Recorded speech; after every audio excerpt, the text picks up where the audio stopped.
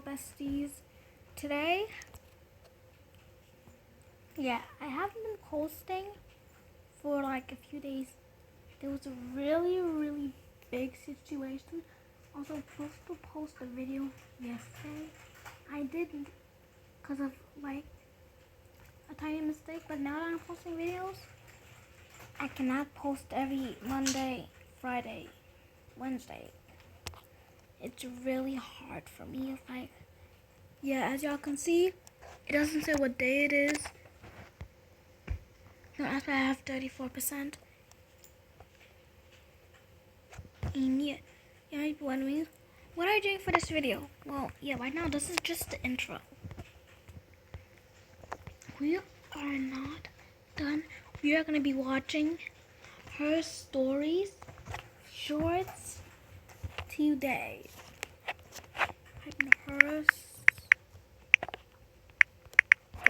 Her story. We're only gonna be watching her short. So first one we have our biology teacher. He believed in us. Handed every single one of us an F and started crying. The entire classroom stared at their desks with guilt because we were the troubled class that every other teacher had given up on helping. Mr. Clancy wiped his face in frustration. I don't know why you all keep getting Fs. I told you guys that you aren't dumb like everyone else says. You just need to believe in yourselves. Tears filled my eyes because I was worried he'd quit on us. And if he did, we really were as stupid as everyone else said we were. He blew his nose, but before I could say anything, he walked past our desks and pushed the second floor window wide open. The staff room told me to give up on you guys because you were a lost cause, and I told them over my dead body. But you guys are so stuck in negative beliefs that it's a waste of time. Maybe being a teacher was never for me. Maybe I'm hopeless. Even the guy who served time in prison looked worried. Back, I had a little something to do.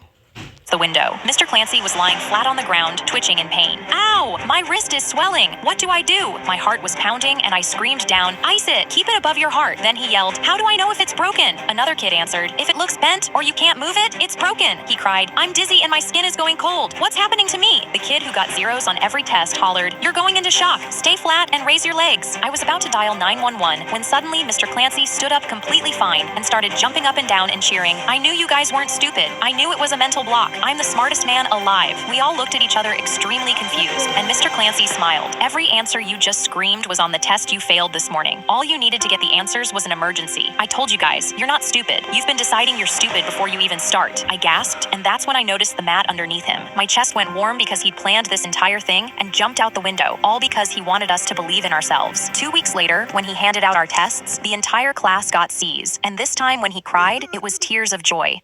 Our biology my little sister came home crying. "The whole school thinks I'm an ugly chud. I don't have a single friend there." I handed her a tissue and made up my mind. "I'm coming to school with you tomorrow." She shook her head. "You're a senior, and I'm in 9th grade. You can't be in class with me." I stared at myself in my compact mirror, already fixing my lip gloss. "Just trust me." The next morning, I walked her through the front doors dressed like a Pinterest baddie, and every head in the hallway turned to face me. A boy by the lockers laughed. "Why is that baddie walking with the loser? I ain't ever seen two pretty best friends is so true for real." I didn't even stop walking. "That's my sister. Were you talking about her?" The whole hallway went silent. He started fidgeting with his hands.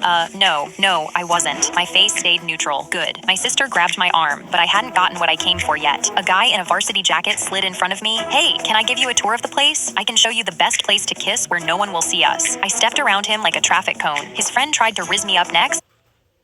We're not watching that short. My mom shakes me awake at 3 a.m. and presses a small vial of clear liquid into my hands. "It's finally here, sweetheart." She pulls up the calendar and points at today's date, circled in red, the day we drink this. I sit up and rub my eyes. "Mom, do we have to?" But she's already putting my white robe on me and plaiting my hair. "Everyone's drinking theirs tonight." I look down at the vial, and the way it's bubbling feels wrong. But Stacy's parents made her drink this too, and I haven't seen Stacy since. My mom smiles wider. "That's why you have to drink it, so you can be with Stacy." She tips it to my lips before I can react, and I feel the liquid slide onto my tongue. It instantly burns the inside of my mouth, but she just smiles. "Good girl." I watch her swallow hers in one gulp, and she sighs in relief. But then her smile freezes, and her eyes roll back. She falls to the floor, and I watch my mother's skin go pale as her veins pop. But the liquid is still in my mouth. I never swallowed. I run to the sink and spit it out, then shove my mouth under the tap and rinse until my throat burns. I call the police and sob, because even if she's crazy, I'm still 8 years old, having just watched my mom die. 20 minutes later, I'm standing on our lawn as parents around the neighborhood are being walked out in handcuffs. A few kids stumble out crying behind them, but some houses carry out stretchers. I look at the white sheets pulled over and cry, thinking about my helpless friends who died without a choice. They were my age. My mom shakes me awake at 3 a.m. A Karen slammed her hands on my counter and screamed at me. This line was so long, I stood here for 8 minutes. I apologized and told her I don't control the length of the line, then asked what she wanted. But when she looked at the menu, she shouted, "Ow," and covered her eyes. "Turn down these lights. They're way too bright." She ordered 10 chicken nuggets while squinting at me and threw $7 on the counter and... Bro, it's normal lights. I have my lights on at 6 in the morning. This cannot be too bright. change. She tapped her foot while I counted, whispering about my incompetent and slow I was. My hands shook, but I simply went into the back to get her nuggets. But that's when I saw her wiping the dust on the counter with her finger. "Why is this place so filthy?" She pointed her finger at me and shouted, "This is why you're a McDonald's worker. You can't even wipe down a counter properly." I gritted my teeth, but because I was having a bad day, I simply grabbed the nearest box of nuggets and gave it to her without making sure it was a 10-piece. Her face instantly twisted in anger. "I asked for 10. You gave me 20. I looked at That the was literally like 10. box of 20 nuggets, and my jaw dropped because she was seriously... That is 20. But still L. Karen. I don't know what. Wait, Karen was kind? How is she kind? We don't. A Karen slammed her while squinting at me and threw $7 on the counter in change. She tapped her foot while I counted, whispering about my incompetent and slow I was. My hands shook, but I simply went into the back to get her nuggets. But that's when I saw her wiping the dust on the counter with her finger. "Why is this place..." Grabbed the nearest box of nuggets and gave it to her without making... You gave me 20. I looked at the box of 20 nuggets, and my jaw dropped because she was seriously complaining about getting double the food for free. "What am I supposed to do with the extra 10? She yelled at me and looked around, but then something caught her eye. She sprinted outside, and I watched in confusion as she bent down next to the homeless guy on the corner. I saw her giving him the extra 10 nuggets with the biggest smile on her face. She hugged him and came back inside. Her face instantly turned to a frown again as she sat down and started eating. Then she looked at me. "There's a stain on this table." A Karen slammed her hand... That kind is not kind. That kind is just the opposite of kind. Me and my brother immediately turned to grab the VR headsets inside the Apple Store, but Mom grabbed our shoulders. "Stay right here until I get my iPhone fixed. If I see you inside, I'm throwing out both your iPads." We both nodded, already knowing we weren't going to listen. As soon as she squeezed through the crowd, we sprinted towards the table, and I jumped with excitement. "Duty, they have Minecraft on these." We instantly pulled the headset over our eyes, and the entire Apple Store disappeared. I was Alex, standing in a blocky forest, and I screamed, "I'm her." My brother spawned next to me, flexing his square arms. "I'm Steve. I look so good." I was about to start hitting him, but an arrow smacked into my shoulder and knocked half a heart off my health bar. I completely forgot we were inside the Apple Store and started swinging my hands in real life so I'd move inside the game. I yanked an iron sword out of my inventory and jabbed at the skeleton until it burst into smoke. My brother started jumping up and down to celebrate. "Let's go, lil sis!" But his jumping summoned a whole herd of creepers pouring out of the trees, and every single one was already flashing white. My heart was pounding with adrenaline. "Run!" In real life, we were tearing the Apple Store apart, but in the game, we were jumping and running. My brother started sprinting behind me. "They're still following us, bruh. We're cooked." The creepers detonated all at once and launched us into the sky, and we slammed back down to 2 hearts each, starving. I turned to him. "Check your inventory. We need food now." So my brother reached for his pork chop, but right before I could start eating my raw chicken, the headset ripped off my starving. I turned to him. "Check your inventory. We need food now." So my brother reached for his pork chop, but right before I could start eating my raw chicken... Pork chop? Not to be rude, but that's kind of disgusting.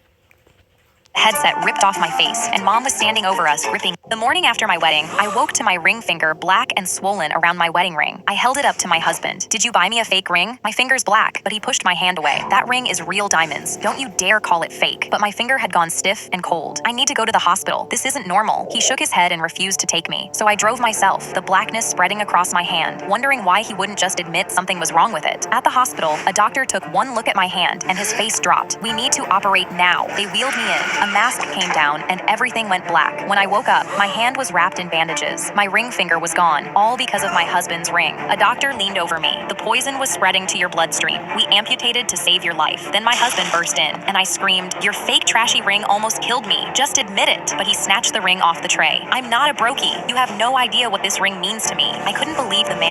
Okay, if I had one finger, what if my finger fell off? I would not want to live after that. Imagine having like only 4 fingers on one hand. I would not want to live. I'm the kind of person who would not want to have a chopped off finger. I would not gonna live after that. I just want to die if one of my fingers fall off. It's very hard to explain why.